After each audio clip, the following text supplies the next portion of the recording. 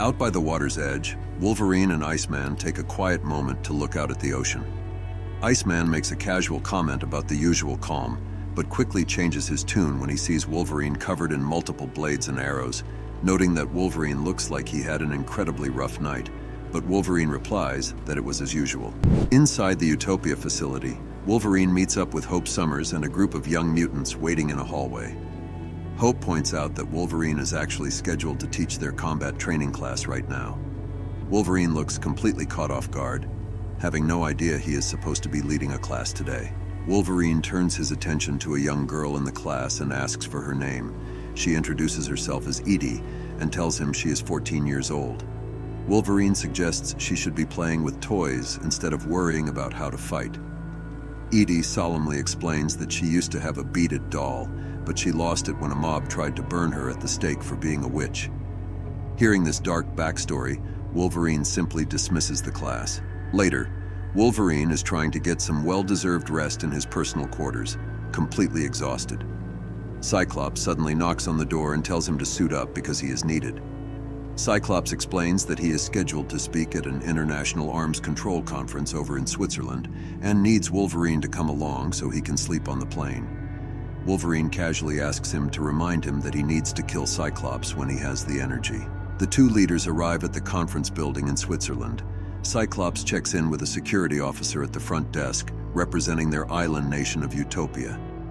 When the official is confused about the location, Cyclops casually clarifies that it is the place where the mutants live.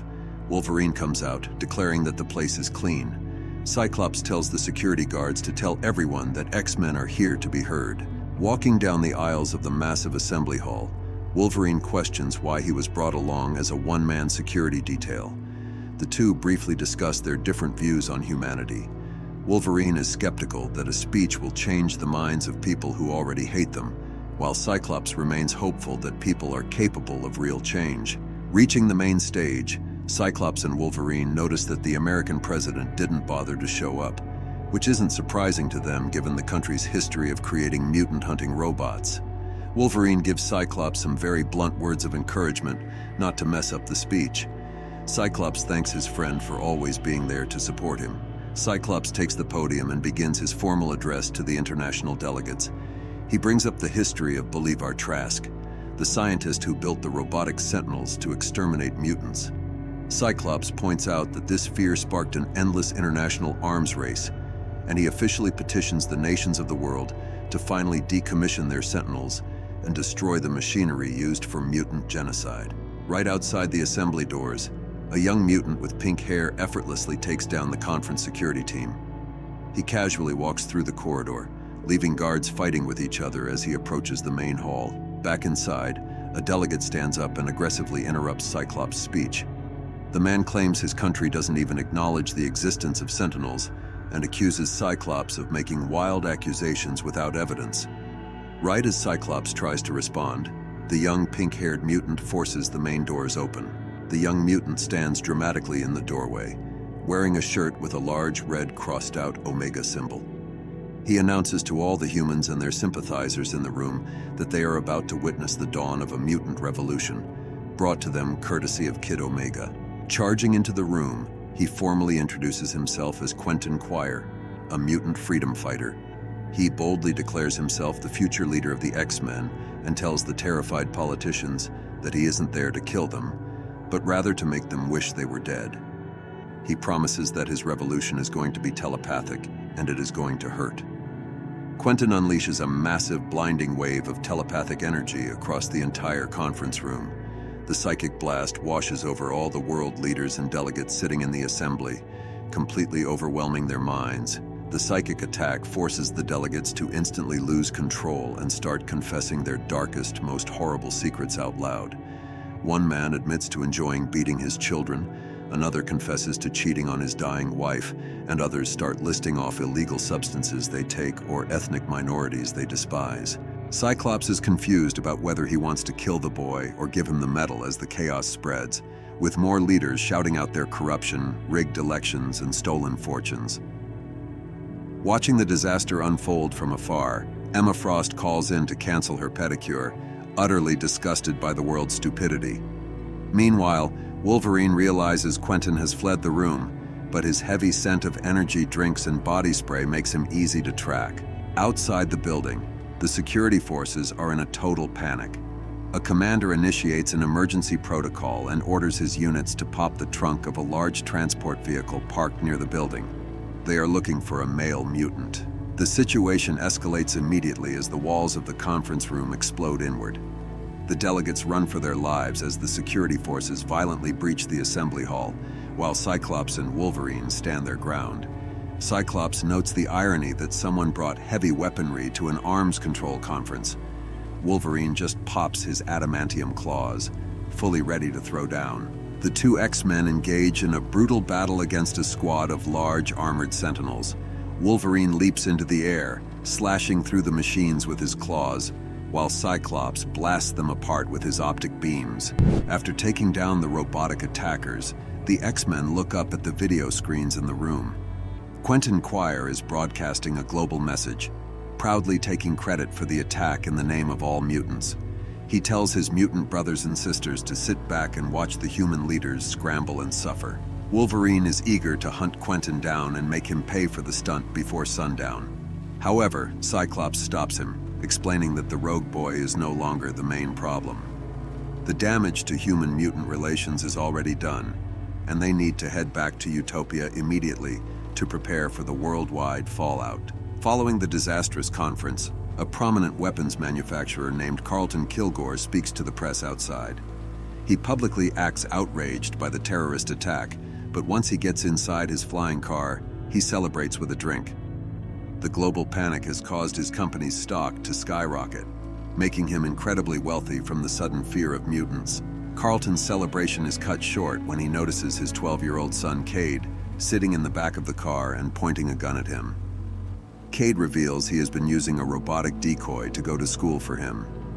He tells his father he is taking over the company because he is tired of Carlton's terrible parenting and highly inappropriate behavior toward the staff.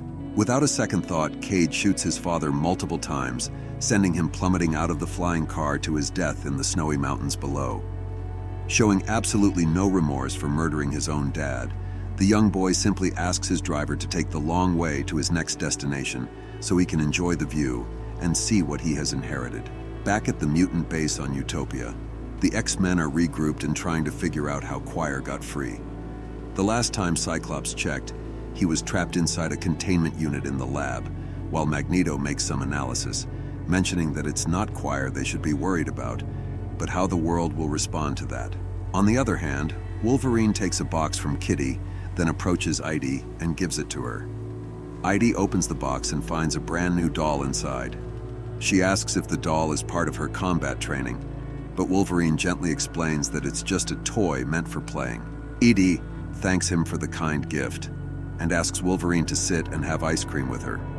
The two of them sit down together at a table and peacefully share some ice cream, enjoying a quiet moment away from the chaos. Meanwhile, in the command center, Cyclops, Emma Frost, and Hope Summers are watching breaking news on the monitors. A reporter announces that a major event is unfolding in the skies above the Yellow Sea near North Korea. Hope is scared and makes an assumption that Cyclops' speech did not go well.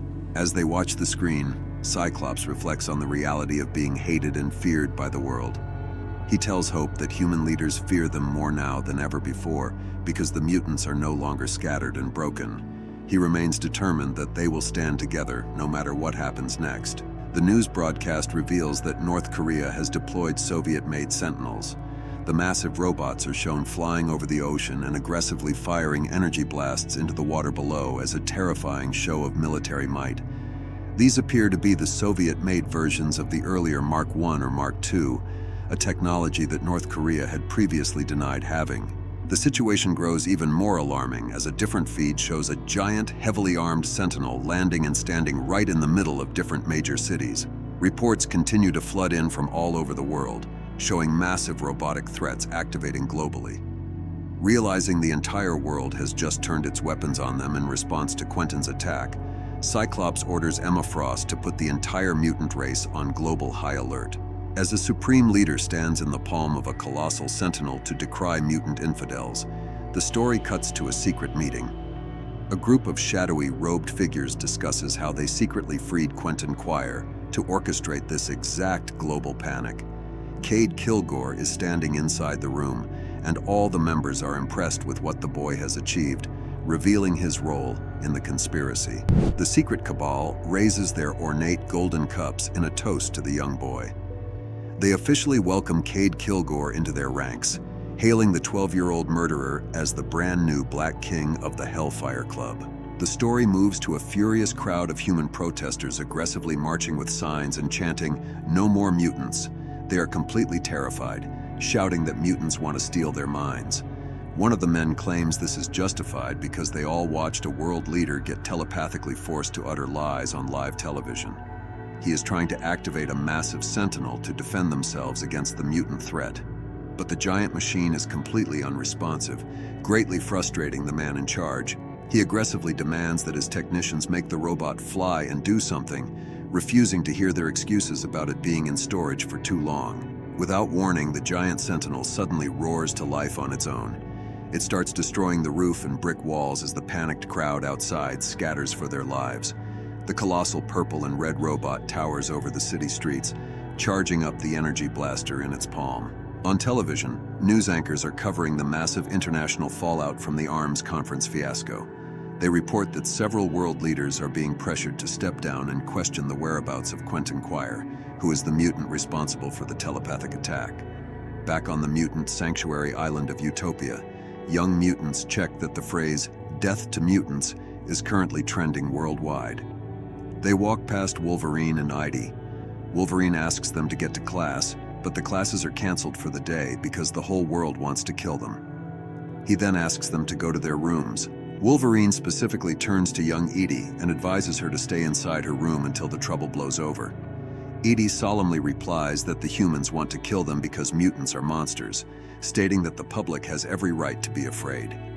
Shocked and disturbed by her deep self-loathing, Wolverine firmly tells her that she is not a monster.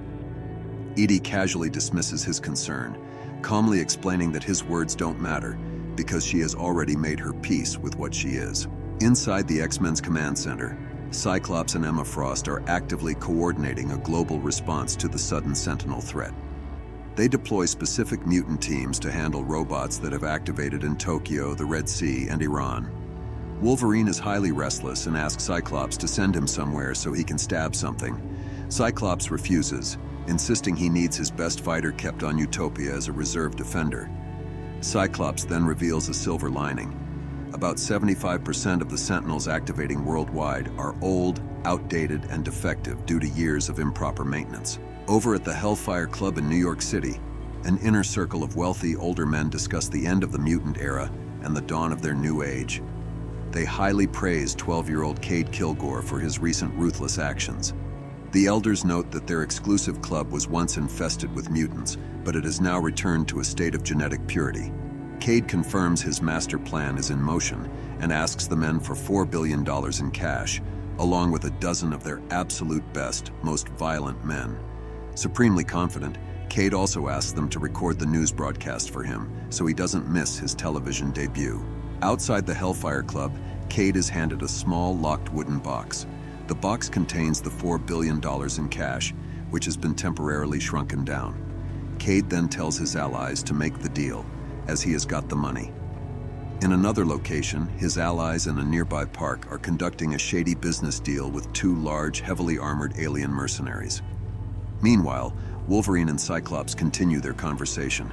Several of the Sentinels currently on Earth are completely defective and running amok. Wolverine asks who is dealing with the out-of-control robots. Across the globe, the X-Men step in to dismantle the rogue Sentinels. A group of female X-Men arrives in a snowy town to protect the locals, noting the heavy irony that they are saving the lives of the exact same people who were just throwing a No More Mutants protest. Kitty Pryde casually jokes about the situation while preparing to fight the towering machine, assuring the civilians that the X-Men are just there to help. A fierce battle montage shows the female X-Men systematically taking down the giant Sentinels in various locations. They use their diverse powers to tear through the metallic behemoths. Domino skillfully dodges massive robotic tentacles while firing her weapons, and Magic uses her glowing soul sword to aggressively slice through a Sentinel's heavily armored face. Back in the Utopia Command Center, Emma Frost continues dispatching response teams to handle new Sentinel threats popping up in Berlin, Mogadishu, and Pakistan. Wolverine grows increasingly impatient and demands to go after Quentin Quire since Cyclops refuses to let him fight the robots. Cyclops shoots the idea down, firmly stating he can't have Wolverine going completely berserk during a delicate global crisis. Emma Frost suddenly interrupts their heated argument, sensing a familiar mind approaching. Quentin Quire casually strolls right into the command center, looking completely unbothered.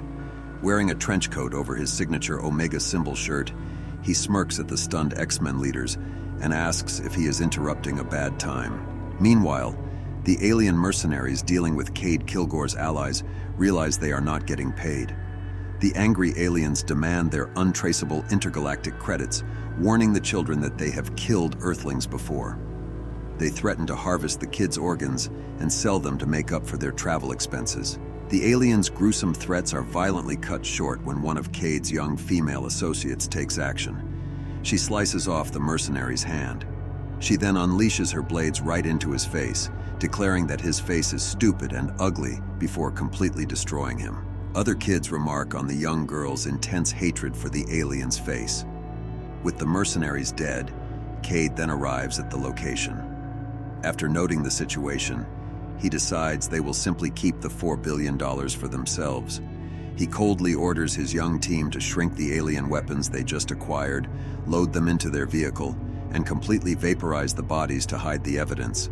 He then announces that it's time for them to get suited up for the next phase of their plan. In the Utopia Command Center, Quentin Quire formally requests sanctuary, proudly introducing himself as the most wanted mutant in the world. Wolverine is absolutely furious and tries to physically grab the boy to turn him over to the authorities, but Cyclops orders him to stop. Cyclops insists that Quire will face justice, but he will be tried by a jury of his mutant peers on Utopia, not by humans. Wolverine argues that this is insane because it means they are actively harboring a global fugitive. To make matters worse, Steve Rogers, Captain America, is already calling them on the main monitor. Cyclops answers the video call from Captain America, who explains that the Avengers are stretched incredibly thin, trying to keep the Sentinels under control. Rogers genuinely thanks Cyclops for keeping a level head during the crisis, and asks if they have seen any sign of Quentin Quire. Cyclops looks Captain America right in the eyes and flat out lies, claiming they haven't seen the boy yet. Wolverine glares at Cyclops, completely disgusted by the deception. As soon as the video call ends, Wolverine aggressively confronts Cyclops, furious that he lied to the Avengers to protect a kid who put the whole world in danger. Quire arrogantly chimes in, insulting Wolverine's intelligence and calling him a knuckle-dragging troll.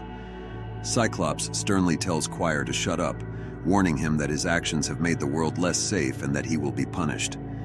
Cyclops defends Wolverine and asks Quire not to belittle him. Otherwise, he will personally break him in half, and Quire should pray every day that someday he will become half the man Wolverine is.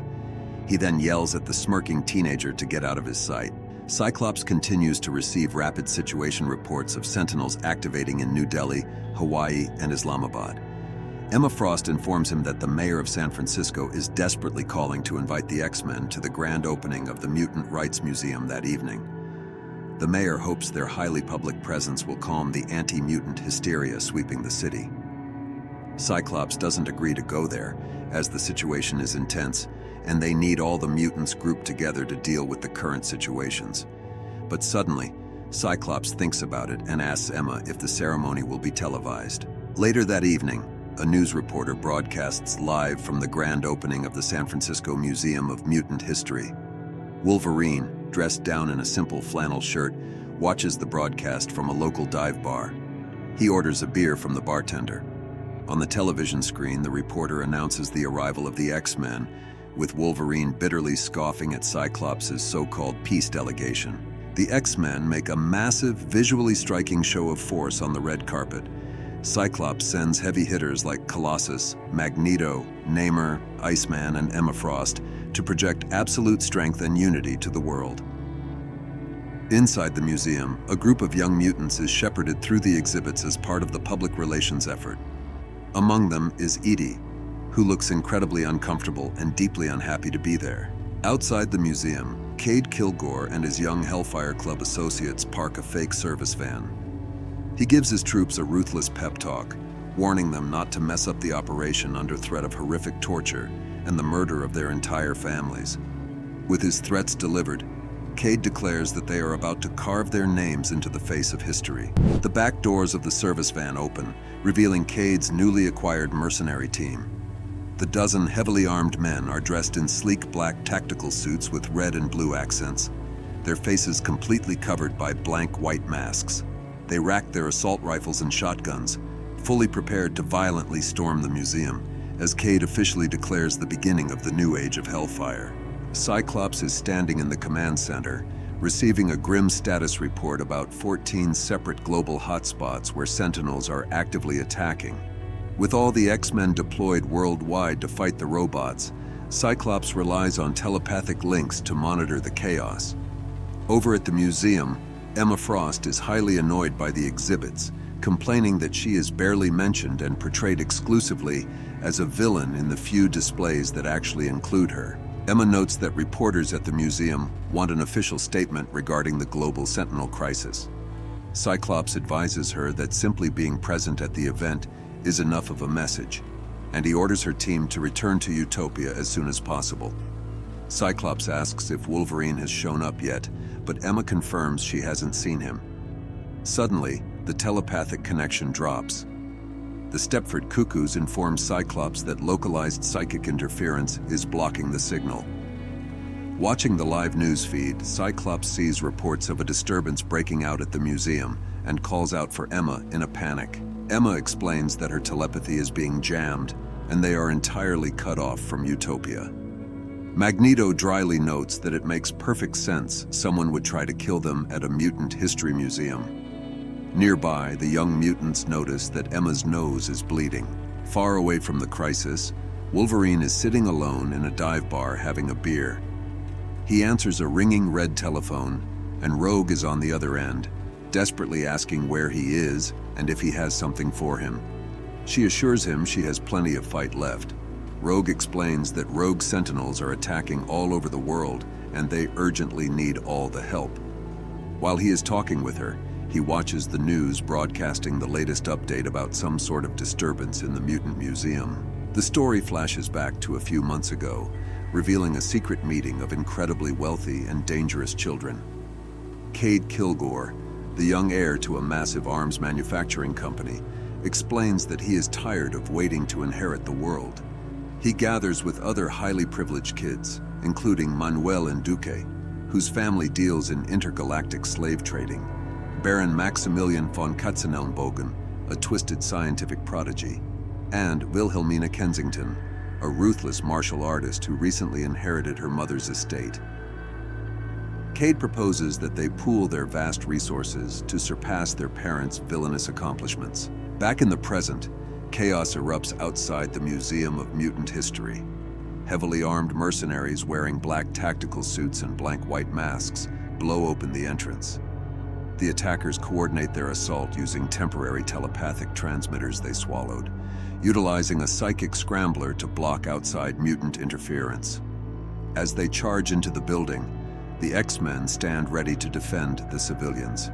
The X-Men observe that the leaders of the attacking mob are just children wearing Hellfire Club gear. Colossus is completely unfazed, calmly stating that he has hit children before. Magneto orders them to take the attackers down. The Hellfire mercenaries ruthlessly open fire inside the museum, sending the civilian attendees running for their lives. Amidst the gunfire and panic, Idie is frozen in fear as someone shouts at her to run. Outside, Cyclops is speeding toward the museum using his jetpack, urgently calling Dr. Nemesis for a Sentinel-specific EMP weapon. At the same time, Wolverine is racing toward the scene in a stolen sports car, aggressively yelling at the civilians in his path to get out of the way. Namor leaps into action, smashing one of the masked guards. However, Manuel Nduke quickly targets the Atlantean king with a specialized weapon. Manuel explains that shooting concentrated chemical heat at Namor's winged feet will render him completely powerless. He blasts Namor, sending the powerful mutant crashing to the burning floor. Magneto and Iceman continue to aggressively battle the armed mercenaries. Suddenly, Wilhelmina Kensington leaps into the fray and directly attacks Emma Frost. But Emma grabs her by the throat and mocks the Hellfire Club for being so desperate that they have to send children to fight their battles for them. Cade confidently explains that the telepathic jamming device is actually a pinhead-sized piece of technology hidden under her pinky nail. Without hesitation, Emma Frost violently snaps the girl's finger, breaking the device. With her telepathy instantly restored, Emma contacts Cyclops, informing him that they are fighting a miniature version of the Hellfire Club. Right as Emma promises to defeat them, she is shot directly from behind by the mercenaries. The battle quickly turns against the mutants. Colossus is hit with a massive energy blast, and Iceman is completely engulfed in flames by the mercenaries' heavy weaponry. The Hellfire children watch smugly as the legendary X-Men are taken down one by one. Cade Kilgore gloats, finding it fitting that the mutant race is suffering a humiliating defeat in a museum, surrounded by other dusty relics. Magneto is the only one left standing, and he angrily promises the boy that the fight ends now. Cade aims a handgun directly at Magneto. The Master of Magnetism mocks the boy for trying to use a metal weapon against him, pointing out his total lack of combat experience. However, Cade reveals that the gun doesn't shoot standard bullets. Instead, it fires miniaturized neutron stars, known as magnetars, which are the most powerful magnets in existence.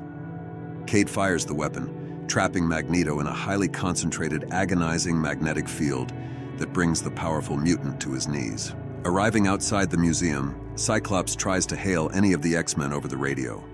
The Stepford Cuckoos inform him that Emma's team is completely offline, and the attackers are using sophisticated psychic shielding that blasts pop music into their minds when they try to read them. Inside the building, a terrified Idie hides behind a display case and sends out a frantic emergency distress call. Cyclops and Wolverine both hear her plea. Wolverine yells at Idie to get out of the building immediately, but Cyclops desperately asks Idie to report on the status of the other X-Men. Peeking out from her hiding spot, Idie surveys the devastating aftermath of the battle. She sees Magneto, Namor, Colossus, Iceman, and Emma Frost, all lying unconscious on the museum floor, completely surrounded by the Hellfire children and their armed guards. Defeated and scared, Idie informs Wolverine that she thinks the X-Men have just lost. The Hellfire children celebrate their victory, wondering if taking down the X-Men makes them official supervillains. Cade dismisses the title, stating that he simply didn't come to lose. He orders his men to bring out a specific suitcase and prime it. Knowing reinforcements might be coming, Cade instructs his guards to drag the unconscious X-Men outside, coldly leaving the civilian hostages behind as expendable casualties. Realizing the imminent danger, Wolverine frantically yells over the comms for Idie to run as fast as she can. Cyclops is still too far away to reach her immediately. A panicked Idie asks if she should try to stop the villains herself. Wolverine, still running wildly toward the scene, realizes the bomb has a countdown timer and that civilians are trapped inside. Wolverine pleads with Cyclops, insisting that Idie is just a kid and asking him to try to rescue her, but Cyclops angrily points out that they won't make it in time. Left with no other option, Cyclops tells Idie to do what she feels she has to do. Finding her resolve, Idie steps out from her hiding place and confronts the armed Hellfire mercenaries. The guards spot her and raise their weapons, calling out a mutant target. Before they can fire, Idie unleashes a massive dual-handed blast of intense fire and freezing ice, using her powers to completely overwhelm the attackers in a massive display of force. Following Idie's attack, the surviving civilians flee the museum in a massive stampede. Wolverine and Cyclops reach the scene just in time. Idie walks out of the front doors, looking exhausted and covered in soot, and tells them that she saved the day. Wolverine immediately orders everyone to get back because the bomb is still inside. Inside the empty museum, the explosive device continues its rapid countdown. The bomb finally detonates, unleashing a colossal, fiery explosion that entirely consumes the Museum of Mutant History and blows the roof off the building while the heroes watch from the street. In the aftermath of the explosion, Cyclops calls Dr. Nemesis to prepare the infirmary for incoming casualties. Wolverine confronts Cyclops in a blind rage, blaming him for forcing a child to kill a dozen men. Cyclops fiercely defends his decision, arguing that Idie also saved 100 civilian lives, and pointing out that she wouldn't have been in that position if Wolverine had been there to fight instead of drinking at a bar. The heated argument is interrupted when a massive sphere of crackling blue energy emerges from the burning wreckage of the museum. Cyclops realizes the device was more than just a conventional bomb. Wolverine points out that the strange energy field is actively pulling all the surrounding metal toward itself. Recognizing the severe danger, Cyclops immediately cancels the medical transport and orders everyone to fall back. The scattered debris, vehicles, and metal from the destroyed museum are violently pulled together by the blue electrical energy. Cyclops and Wolverine look up in awe and horror as the scrap metal seamlessly forms into a towering, nightmarish robotic monstrosity that looms high over the burning city block. The story shifts the focus back to the mutant island of Utopia. Cyclops meets up with young Idie, who is visibly shaken after using her powers and killing people.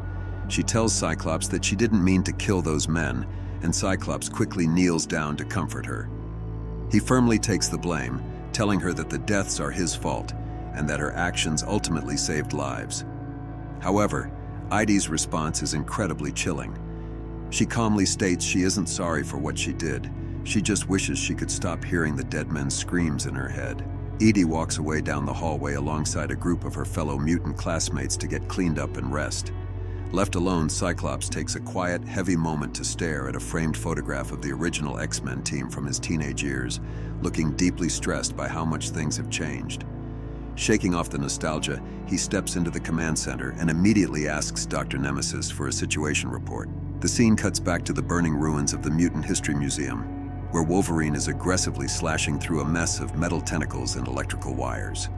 Over the comms, Dr. Nemesis explains that the device the Hellfire Club planted wasn't just a simple bomb.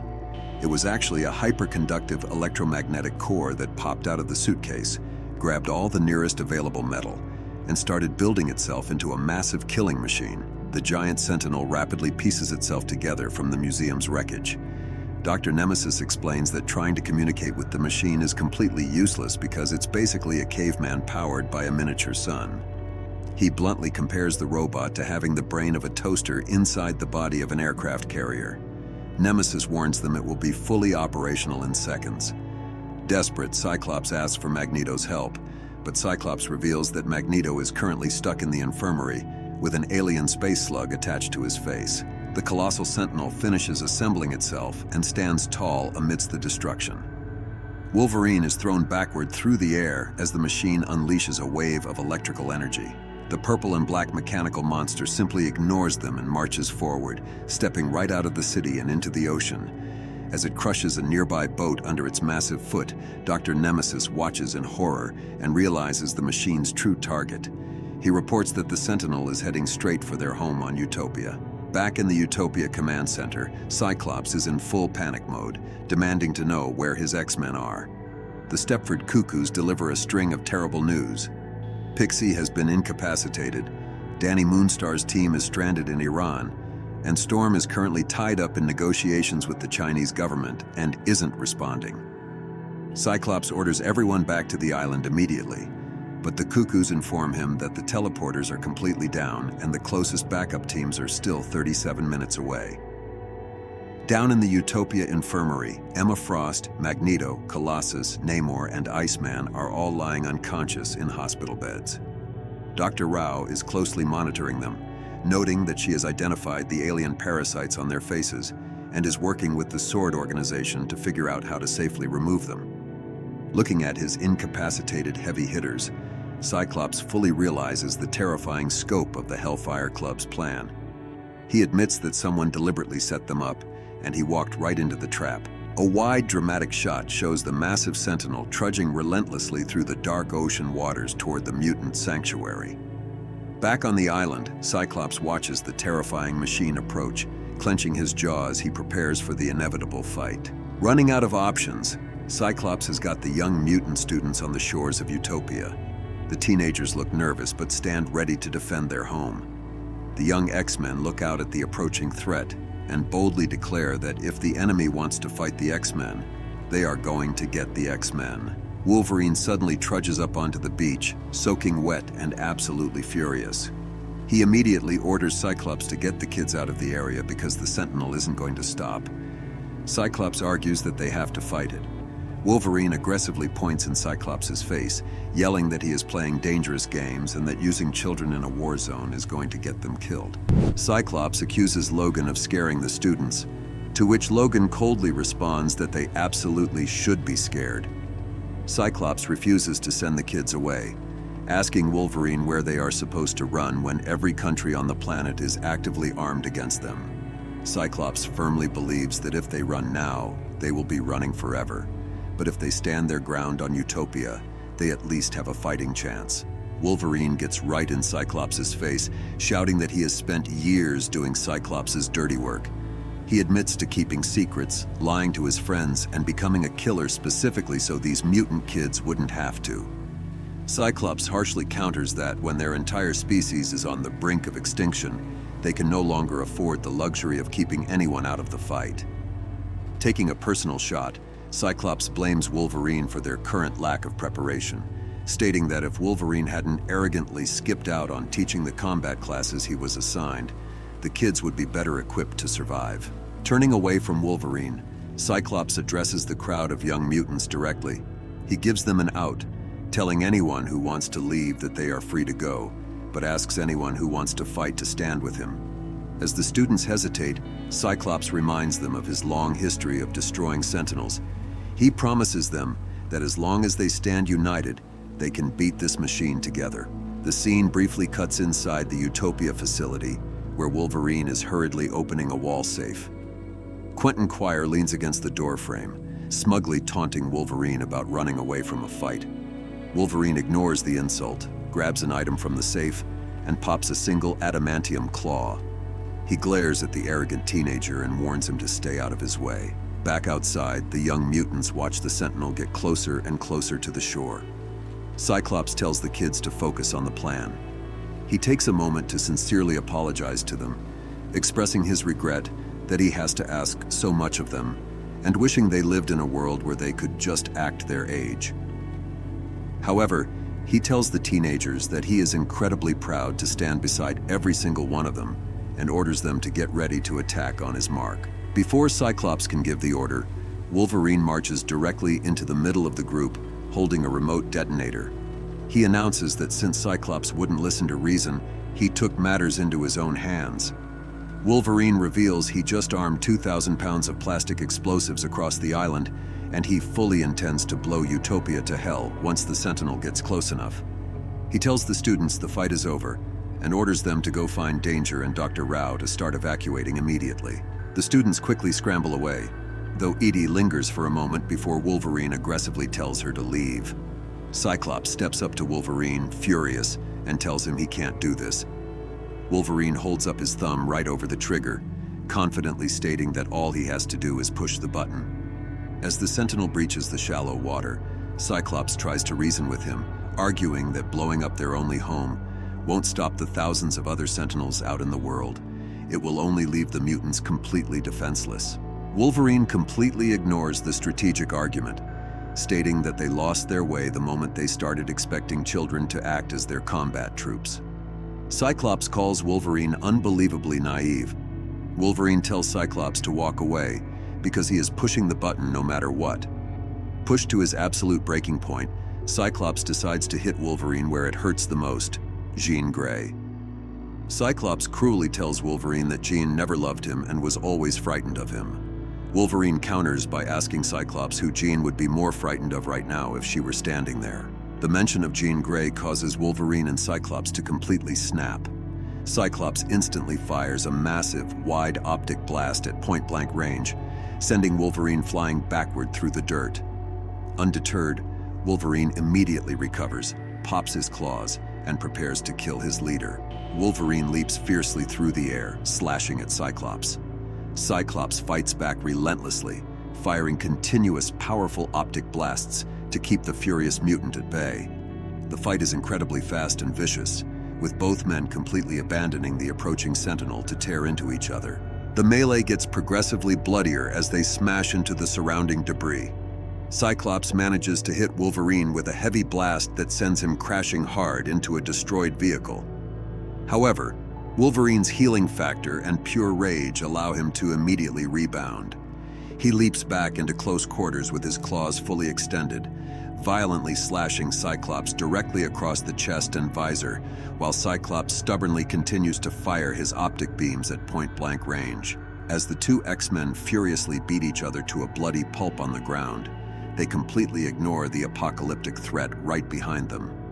The colossal Sentinel now towers directly over the fighting heroes. The machine's massive hand glows brightly as it charges up a devastating energy blast, aiming it squarely down at Cyclops and Wolverine, while they are too busy destroying each other to notice. Cyclops and Wolverine are engaged in a vicious, bloody brawl while the giant Sentinel begins its attack right behind them. Cyclops blasts Wolverine point-blank in the face with his optic beams, just as a massive explosion rocks the ground beneath them. The fight between the two X-Men leaders shows no signs of slowing down. As they scramble through the wreckage, Wolverine desperately reaches out for a remote detonator, fully prepared to blow up the island to stop the impending threat. Cyclops isn't going to let that happen. Cyclops warns him that triggering the explosives would end up killing him too. Wolverine brushes off the warning, shouting back that Cyclops is killing himself. The Sentinel robot slams down into the ground right where the two mutants are fighting. For a brief second, Cyclops and Wolverine are forced to shift their focus just to survive. Cyclops aims his visor up at the colossal machine and fires off his optic blasts to slow it down, while Wolverine uses his agility to leap out of the way of the Sentinel's crushing stomps. Even with a giant Sentinel actively trying to destroy their home, Cyclops and Wolverine just can't put their differences aside. They completely ignore the Sentinel and go right back to tearing into each other mid-air. The two of them tumble close to the ground, trading heavy blows. Cyclops manages to hit Wolverine with another point-blank optic blast, but Wolverine immediately retaliates. He swings his arm and slashes Cyclops right across the face, shattering his iconic ruby quartz visor. Things get incredibly bloody and savage from here. With his visor completely broken and his powers impossible to control, Cyclops is forced to tightly shut his eyes. Despite being blinded, he continues to throw wild, heavy punches at Wolverine. Wolverine takes the hits but doesn't hold back either, pushing the fight to a fever pitch. The brawl reaches its most intense point yet as Wolverine furiously pops his claws right next to Cyclops' face, ready to do some serious lethal damage. While their leaders are busy tearing each other apart, the rest of the X-Men step up to actually defend the island. We see a coordinated assault against the giant Sentinel. Armor uses her glowing energy exoskeleton to deliver a massive punch to the robot's leg, while Colossus throws his metallic weight into the fight alongside her. Hope Summers is also in the mix, unleashing her own powerful energy blasts at the machine. It's an all-hands-on-deck situation as the team tries to bring the colossal threat down. The defensive line grows even stronger as more heavy hitters join the fray. The desperate fight against the towering Sentinel continues. The young mutants scramble across the ground, using whatever powers they have to survive and help bring down the colossal robot. Meanwhile, Cyclops and Wolverine are forced to keep pushing themselves to their absolute limits in the face of this overwhelming and massive threat. The combined efforts of the mutants start to cause massive collateral damage, and huge explosions begin to rock the island. The sheer scale of the destruction forces Cyclops and Wolverine to finally stop fighting each other. The two rivals are shown sprinting side by side away from a fiery blast erupting from the Sentinel. For a brief moment, their personal war is put on hold just so they can survive the battlefield. Cade and his allies are sitting on the grass, casually eating popcorn as they watch the explosions light up the sky. It's a surreal moment showing how desensitized they have become to the violence. Meanwhile, inside a control room, Rogue and other X-Men are trying to communicate with their members in Utopia, but they realize all communication lines are down and no one is answering their calls for backup. Frustrated and stressed, Emma violently stomps on a mechanical bug crawling across the console while ordering everyone to pay attention to the attack. The giant Sentinel has been completely destroyed, brought down by the combined might of the X-Men. Emma stands alone in the foreground, quietly looking out over the massive, burning wreckage of the defeated machine. Fires are raging all around the scrap metal, but the immediate threat to the island has been neutralized. With the giant robot destroyed, a wave of relief washes over the younger mutants. The kids and teenagers begin cheering and throwing their arms up in celebration, thrilled that they actually survived the impossible fight. Cyclops and Wolverine are also there, both looking incredibly battered, bruised, and exhausted from their brutal fight with each other. They quietly take in the victory, though the mood between them remains completely fractured. The sun begins to rise over Utopia, shedding light on the heavy toll the battle took on everyone. A doctor in a mask is walking through the rubble, carefully checking on the wounded mutants. In another area, Colossus and a few other X-Men are standing together, looking exhausted as they process the aftermath of the chaotic night. Wolverine takes a moment to sit quietly with Idie, who is wrapping her arms around her knees in distress. Idie opens up about killing the men at the museum earlier in the story. She tells Wolverine that she is actually glad she was the one who did it, reasoning that her friends wouldn't have to carry that burden. She calmly states that once you accept you are a monster, being a murderer doesn't bother you as much. Hearing this young girl accept such a dark fate leaves Wolverine looking deeply troubled and heartbroken. Wolverine walks alone through the damaged, dimly lit corridors of the Utopia compound. He moves with a heavy, purposeful stride, his face showing a deep mix of anger, sadness, and firm resolve. As he passes by a framed photograph of the original X-Men hanging on the wall, he glances at it briefly. The silent walk highlights that Idie's words have pushed him to make a massive, life-altering decision regarding his future with the team. Wolverine heads straight to the command center to confront Cyclops, and the two immediately get into a heated argument. Cyclops strongly defends his actions, stating that he made the hard choices necessary to keep their species alive. Wolverine completely rejects this, telling Cyclops that they failed the children by turning them into hardened soldiers. He makes it clear that he will not stick around to watch the kids be used as a militia anymore. Without hesitating, Wolverine officially announces that he is leaving the island. Following through on his word, Wolverine heads out to the landing pad and prepares a Blackbird jet for departure. Iceman is standing by the ramp in his fully iced-up form, ready to help. Wolverine mentions an open offer, announcing that anyone who wants to leave Utopia and come with him is more than welcome to hop aboard. We can see several mutants already sitting inside the ship, having chosen to follow Wolverine away from Cyclops' military-style leadership. Inside the base, Cyclops and Emma Frost stand in front of a large monitor, quietly watching the Blackbird prepare for takeoff. Warpath reports that they have successfully tracked down the Hellfire Club, but they won't be able to get any answers from them, as they have been executed. The story cuts away to a bright, sunny beach where Cade Kilgore and the other wealthy children who run the new Hellfire Club are celebrating. Dressed in sharp suits and holding fancy drinks, the kids toast to their massive success.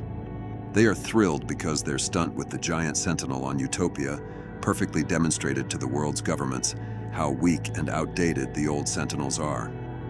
As a result, massive orders for their new weaponized technology are pouring in by the thousands. The Blackbird jet takes off, soaring away from the island and leaving the conflict behind. Down in the control room, Cyclops watches the ship fly away but refuses to show any regret. He barks orders to his remaining team, demanding immediate after-action reports and asking for Quentin Quire's status. Cyclops stubbornly declares that regardless of who leaves, he and his team will stay right where they are, standing their ground to protect a world that continues to hate and fear them. We get a brief flashback to a moment just before the jet took off. Scott nervously asks where they are planning to go, and Wolverine tells him he has a few ideas in mind. He gives a quiet goodbye to Cyclops. After landing, Idie expresses deep guilt, feeling like she is the reason the X-Men broke up. Wolverine reassures her, placing a comforting hand on her shoulder and telling her that she didn't break them up, she just helped lead them back home. The final page shows Wolverine, Idie, and the rest of the mutants who left Utopia arriving at their final destination. They stand before the rusty, overgrown gates of the Xavier School in Westchester. The school is currently in total ruins, heavily damaged and abandoned, but it is clear they are here to rebuild. The text at the bottom simply reads, "Not the end."